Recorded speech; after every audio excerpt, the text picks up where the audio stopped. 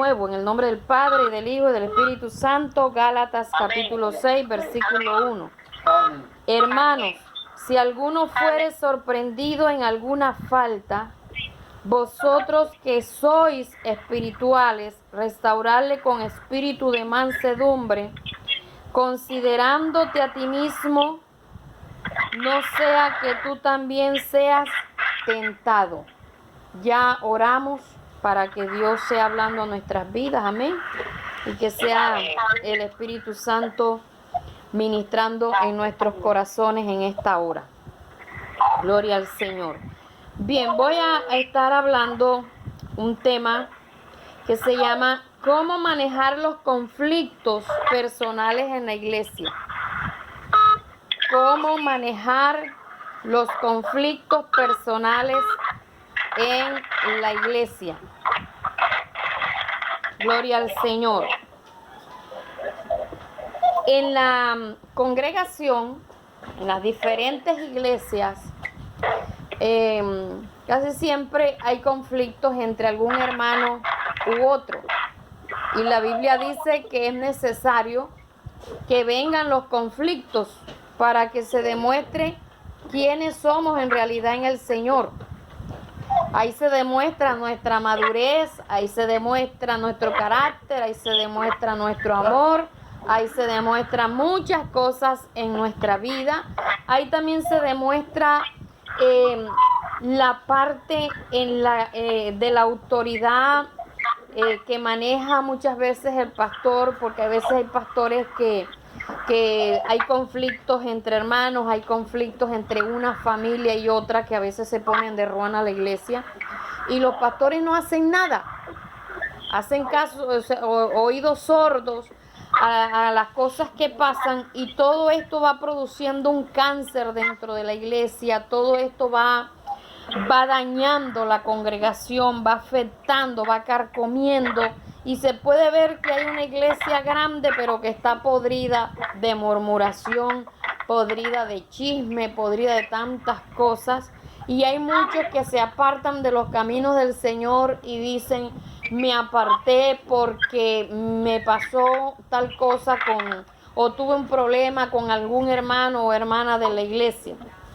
Entonces, este tema lo que trata es de que nosotros aprendamos de manera personal a darle manejo a cada conflicto que podamos nosotros tener con los demás hermanos, teniendo en cuenta que esto está en la Biblia, teniendo en cuenta que somos nosotros los que debemos en primer lugar aprender a manejar la situación, y que aquí donde nosotros leímos habla en primer lugar de un conflicto que se presenta, donde dice: hermanos, si alguno fuere sorprendido en alguna falta. Primer problema, cuando uno sorprende a algún hermano en una falla, en un problema, en una dificultad, o mejor dicho, en un pecado. Cuando uno ve que aquel hermano pecó en lo que sea, porque es que muchas veces nosotros decimos, mencionamos casi siempre el pecado como de adulterio, fornicación, pero no miramos la mentira, no miramos lo que muchas veces hay mala paga, hay incumplimiento, hay rencor, hay odio, hay hermanos que cuando son mala paga y cuando les van a cobrar contestan con escopeta. Ya, todo esto son faltas que uno ve en otro hermano. Vamos a mirar pues primero lo que hace otro, porque casi siempre el ojo mire para afuera. ¿Qué nos dice la Biblia a nosotros cómo debemos manejar esta situación? En primer lugar, nos dice, cuando le vemos a otro cometer la falta, dice: vosotros que sois espirituales. En otras palabras, oye, demuestra tu espiritualidad. Hermano Rafa, demuestra tu espiritualidad. Esperen ahí un momento, Se cayó aquí una llamada. Mandado. Bien, entonces. Pastora, disculpe.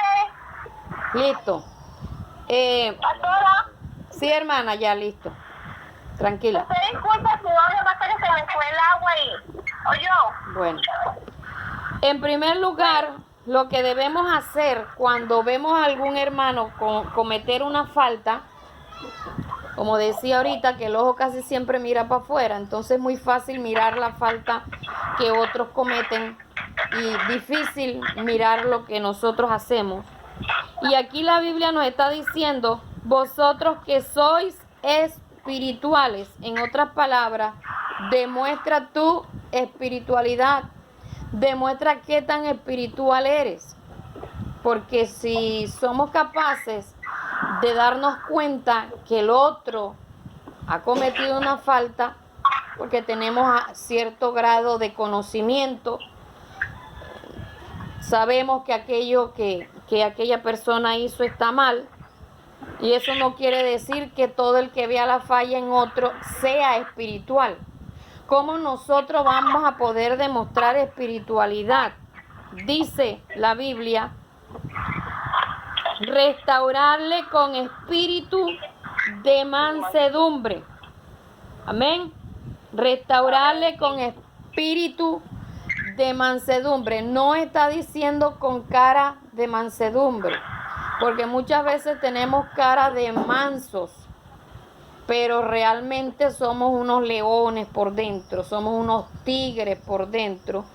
Nos comemos vivo al que sea, medio nos tocan y botamos candela.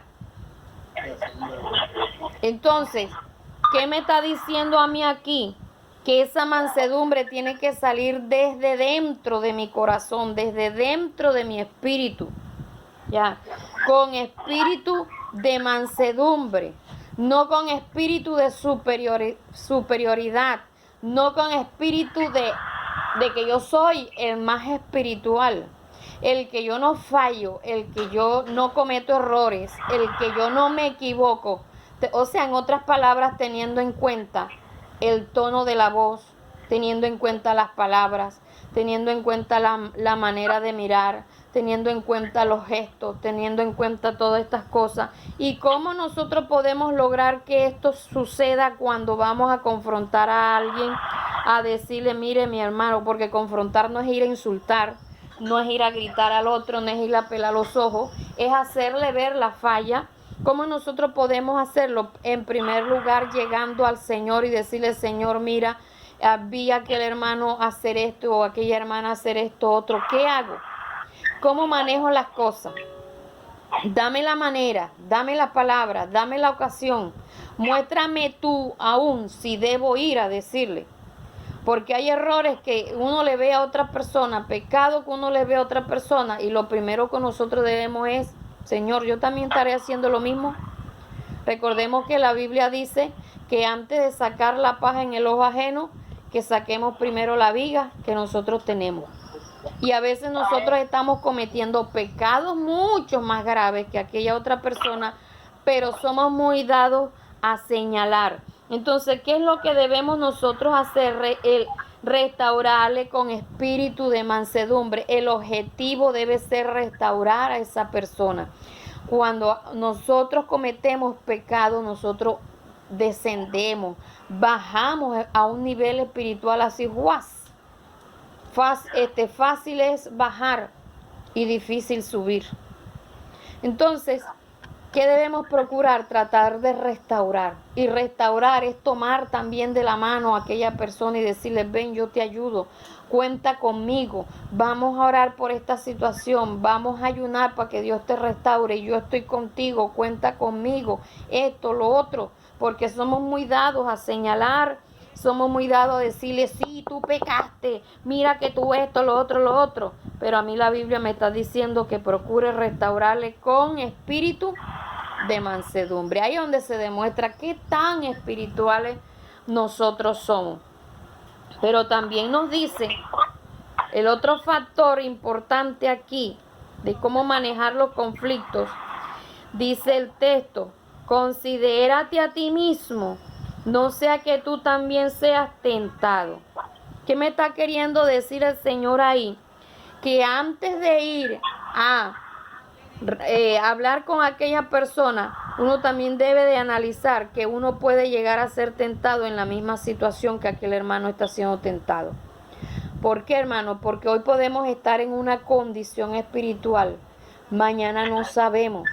Uno nunca espera caer, uno nunca espera fallarle a Dios, pero se llegan los momentos en las que amanece uno o ya ha venido, no es que amanece, ha venido en una decadencia espiritual y uno muchas veces no se da cuenta de que ha venido en descenso y tan pundán. Ese día llegaron golpeándonos la puerta para hacernos un reclamo y podemos sacar el evangelio muscular a flote. Podemos sacar el hombre fuerte a flote. Entonces son cosas en las que uno siempre que va a hacerle una observación a algún hermano, uno debe analizar que uno también puede llegar a cometer la misma falta. Entonces, ¿cómo uno quiere que si uno le falla a Dios, cómo uno quiere también ser exhortado? ¿Cómo uno quiere ser aconsejado? ¿Cómo quiere uno que alguien le llame la atención? Porque la Biblia también dice que con la vara que medimos, seremos medidos. Y también dice en Eclesiastés que antes de nosotros, aquí parafraseando, antes de irnos a darnos las de víctima, que consideremos si antes nosotros también no le hemos fallado a otras personas. Estoy parafraseando porque no es que diga así exactamente. Entonces muchas veces uno dice, ay, es que de mí hablaron, de mí murmuraron, de mí dijeron. Oye, analicemos si uno anteriormente también ha hecho estas cosas y estamos pagando las consecuencias de nuestros actos. Es que aquel hermano sí tenía la razón de decirme aquello, pero no debió habérmelo dicho de esta manera. ¿Cuántas veces nosotros hemos ido no con espíritu de mansedumbre a hablarle a aquella otra persona, sino como el más? Que tengamos en cuenta, hermanos, todas estas precauciones que la misma Biblia nos está diciendo. Tratar de restaurar a aquella persona y hacerlo con espíritu de mansedumbre y lo otro, que lo hagamos considerándonos a nosotros mismos, no sea que nosotros también seamos tentados. Tengamos mucho cuidado. No quiero decir con esto, ni tampoco quiere decir la Biblia con esto, es que no, yo no voy a decir nada para que cuando yo también falle a mí no me digan nada. De esto no se trata. Se trata es de ir a restaurar al hermano, porque nosotros si de verdad somos sabios procuramos restaurar a la otra persona. Si en nuestras vidas hay amor, nosotros también procuramos restaurar a la otra persona. Si en nuestras vidas hay amor, tratamos de cumplir lo que dice el versículo 2, sobrellevando las cargas los unos de los otros y cumpliendo así la ley de Cristo. Esto es algo que el Señor nos ha mandado a nosotros, que nos ayudemos, que nos apoyemos, que tratemos, hermanos, de mantenernos todos de pie en el Señor. Que todos procuremos mantenernos caminando firme en los caminos del Señor, tratando siempre de serle fieles a Dios. Ahora, ¿cómo manejamos la situación? O cómo nosotros procuramos, o qué dice la Biblia en cuanto a los conflictos. Vamos a mirar en Primera de Tesalonicenses 4:6. Primera de Tesalonicenses 4:6. Algo que también la Biblia nos dice allí bien claro. Gloria al Señor.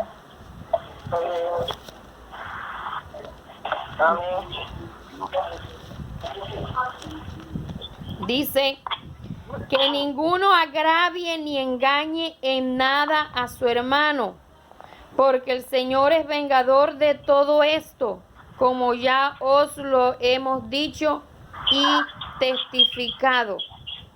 En otras palabras, evita los problemas, evita ofender, evitemos engañar, Evitemos agraviar, o sea, hacerle carga a la otra persona. Ser carga. Ser una molestia al otro hermano. Algo que pasa muchas veces dentro del pueblo de Dios es que cada ratico vamos, présteme la olla, présteme la escoba, présteme el cepillo, présteme la licuadora, présteme, y ese hermano, esa hermana no compra lo suyo, pero sí lo ve uno por allá comiendo pollo, carne a la parrilla, a la butifarra, dice acá el pastor. ¿Sí ven? Se le ve comprando ropa de catálogo, pero nunca tienen para comprar sus propias cosas. Entonces, eso lo que hace es ofender a aquella persona, agraviar a aquella persona, y uno muchas veces también engaña a aquel hermano o a aquella hermana, porque uno le dice préstame, pero ese prestado es porque uno no quiere gastar, no quiere invertir en lo que se necesita en la casa, pero sí queremos muchas veces vivir a costillas del otro hermano. Eso debemos evitarlo. Porque me dice aquí, ninguno agravie ni engañe en nada a su hermano. Hermano, le pago dentro de 15 días. ¿Cuáles 15 días? De enero, de febrero, de marzo, y llega diciembre y todavía se está esperando que se cumplan esos 15 días. Que nadie agravie ni engañe en nada, pero nada a su hermano. ¿Por qué? Dice, porque el Señor es vengador de todo esto. Hermano, nos llega la factura. Todas esas cosas que nosotros muchas veces le hacemos al otro hermano, nos llega la factura. ¿Por qué? Porque el Señor se venga. El Señor es un Dios justo, un Dios que corrige, un Dios que muchas veces también tiene que disciplinarnos a nosotros para que aprendamos a andar derechito, para que aprendamos a andar como el Señor lo dice en su palabra. Porque no queremos muchas veces vivir como dice la Escritura. Como dice la palabra de Dios, queremos andar por la calle del medio viviendo como bien nos parece, y no nos importa si estamos engañando, si estamos ofendiendo. ¿Cómo están los sentimientos del otro hermano? ¿En qué yo estoy afectando a mi hermano? ¿En qué? Eso es algo que nosotros debemos pensar, porque somos muy buenos para decir el hermano me ofendió, el hermano me falló, el hermano me hizo, y siempre estamos en papel, como hoy está de moda la palabra víctima. Ya.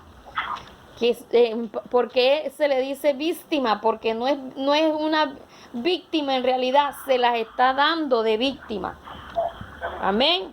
Entonces, antes de ponernos en esa posición de víctima, analicemos si es verdad que somos víctimas o cuántas cosas le hemos hecho a otras personas, o cuántas cosas le hemos hecho a ese hermano o a esa hermana con la cual tenemos conflicto. Debemos siempre, como lo he hablado, aprender a analizarnos, aprender a mirarnos a nosotros mismos. Si nosotros dedicáramos tiempo a analizarnos, a examinarnos, a llevar ante la presencia de Dios nuestro corazón, nuestras actitudes, nuestra manera de mirar, nuestra manera de pensar, nuestra manera de actuar, no tendríamos tiempo para estar analizando la vida de los demás. No tendríamos tiempo, porque la lista de nosotros sería bastante larga. Entonces es necesario que nosotros aprendamos que así como nosotros queremos ser tratados, nosotros también debemos procurar tratar a los demás. Ahora también, ¿qué nos dice la Biblia a nosotros cuando a otro hermano es el que peca contra nosotros? Pueden buscarlo allí en Mateo capítulo 18, versículo 15 al 18. Mateo 18, 15 al 18. La Biblia tiene respuesta para todo. Mateo 18:15. Dice, y cualquiera que haga tropezar. Perdón, estaba leyendo en otro lado. Dice, por tanto, Mateo 18:15. Por tanto, si tu hermano peca contra ti, ve y repréndele, estando tú y él acompañados. ¿Cierto que no? Solo. Estando tú y él solo. Y dice, si te oyere, has ganado a tu hermano. Mas si no te oyere, toma aún contigo a uno o dos, para que en boca de 2 o 3 testigos conste toda palabra. Dice el 17, si no los oyere a ellos, dilo a la iglesia, y si no oyere a la iglesia, tenle por gentil y publicano. Esta es otra manera de cómo manejar los conflictos cuando algún hermano peca en contra de nosotros. Nos ofendió, nos hirió, nos agravió, nos hizo quedar mal, nos hizo quedar en ridículo, porque hay hermanos que son especialistas en hacerlo quedar en ridículo a uno. Entonces me dice aquí la Biblia, y nos está diciendo que el primer paso es llamarlo a solas. ¿Para qué debemos llamarlo a solas? Dice, ve y repréndele. Ese reprender no es ir a insultar, no es ir a gritarle a aquella persona, es hacerle ver las cosas. Hermano, mire, a mí no me gustó lo que usted me dijo. Ya, a mí no me gustó, a mí eso me dolió, lo que usted me dijo. Ay, hermano, yo lo hice sin querer, que esto, lo otro. Sí, hermano, yo sé que usted lo hizo sin querer, pero es que eso a mí me duele. Como había un hermano en la iglesia que era bastante delgado y yo lo mencionaba como persona delgada, como persona de buena salud, que esto, lo otro, y llegó un momento el que me dijo, pastora, a mí no me gusta que usted esté hablando de la delgadez de mi cuerpo porque yo me siento mal siendo así flaco. Yo le dije, ay, ¿cuántos de nosotros quisiéramos tener el cuerpo que ustedes dos tienen? Porque era él y la esposa que eran delgaditos. De cuántas enfermedades no estuviéramos nosotros evitándolo porque queremos ser delgados, porque el sobrepeso nos ha enfermado. Sí, eso es así, pastora, y yo sé que usted no lo hace para hacerme sentir mal, pero yo tengo complejo de flacura. Y yo, bueno, hermano, tranquilo, no lo hago más. Ya. Entonces, llamarlo a solas. A veces ofendemos sin querer, como a veces le hacemos bullying al hermano que es gordo, que el hermano que no se da para amarrar los zapatos, que la correa, que yo no sé qué, que le quedan los pantalones, y cogemos a ese hermano de vuelta y media. O nos cogen a nosotros. Estuve en una iglesia donde me hacían broma por mi estatura, que cómo se sentía la temperatura allá abajo, y yo le decía, ay, ¿cómo está la temperatura allá arriba? Llegó un momento en un ayuno que me tocó pararme al frente y decirle, hermanos, a mí eso me afecta. La mayoría de ustedes aquí son altos y prácticamente la más bajita soy yo. Eso me hace sentir mal. Yo sé que ustedes no lo hacen por ofenderme, pero a mí eso me hace sentir mal. Lo hice así en la congregación porque casi todos ya estaban, me tenían de chercha, de vuelta y media. Ya el uno me ponía un apodo, el otro me ponía otro, y casi todos eran por mi estatura. Entonces, llamarlo a solas. Si ese hermano no nos oye, dice, no, yo no le veo nada de malo a eso, yo no lo estoy haciendo por nada, usted sí es delicado, usted sí esto, lo otro. Entonces dice, ve y toma contigo a uno o dos testigos, para que en boca de 2 o 3 testigos conste toda palabra. ¿Cuál es la manera de uno escoger aquí a esos 2 o 3 testigos? ¿Al más frío de la iglesia? ¿Al más nuevo de la iglesia? ¿O al más antiguo? ¿O preferiblemente debe ser el pastor y la pastora? Preferiblemente. ¿Sabe por qué? Porque muchas veces los más antiguos de la iglesia no son los espirituales. Muchas veces el que uno ve que más ora y ayuna no es espiritual, es un periodista. El que más habla en lenguas usa la lengua para mal. Ya hemos hablado de que el hablar en lenguas y el danzar no significa que sea espiritual. Entonces lo más adecuado es llamar al pastor, a la pastora o a los 2 y decirle, mire, me pasó esto y esto con fulano, ya yo hablé con esa persona, no me prestó atención, me sigue haciendo esto, me sigue ofendiendo en esto, me sigue ultrajando, me sigue insultando, me sigue echando sátira o en fin lo que le siga haciendo, y poner las quejas. Y si no hiere tampoco, entonces sí, ya con el pastor se toma la decisión de llamarlo en público. Amén, hermana. Amén. Conjuntamente ya con el pastor se vuelve otra vez y le dice, pastor, mire, me está pasando esto, ya hablamos con esa persona, esto, lo otro, y no ha prestado atención. Ya muchas veces toca al pastor dándole oportunidad volver a llamar a esa persona, volver a llamar, y si ya no presta atención, entonces sí llamarlo en público y tenerlo como una persona inconverso. En otras palabras, mis amados, no, la Biblia nos enseña que no actuemos con ligereza. En primer lugar, que pensemos, que analicemos, que llevemos todo esto en oración, que nos consideremos a nosotros mismos, no sea que también seamos tentados, que recordemos también que no somos llamados a ser jueces y que a las cosas hay que muchas veces ponerle, como decimos nosotros, un tate quieto. Hay que parar las cosas.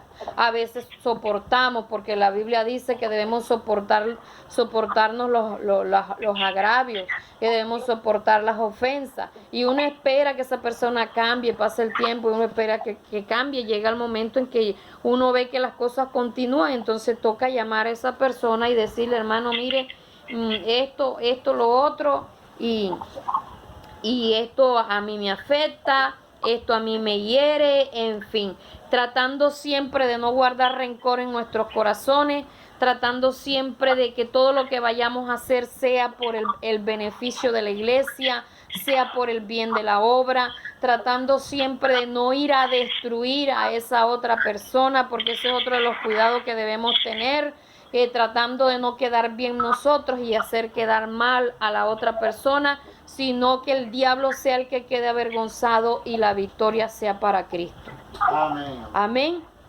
Tengamos esto con mucha precaución, tomemos lo que dice la Biblia con mucha seriedad y recordemos cuáles son los pasos que debemos pasar primero o vivir o cumplir o agotar primero antes de pasar al otro. No nos saltemos el conducto regular que la Biblia misma nos ha establecido.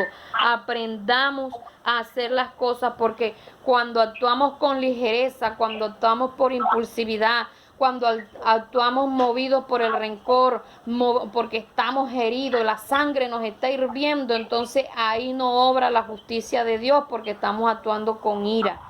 Debemos de llevar las cosas ante la presencia de Dios y tomar los correctivos necesarios a tiempo, porque la Biblia también nos dice, no se ponga el sol sobre vuestro enojo.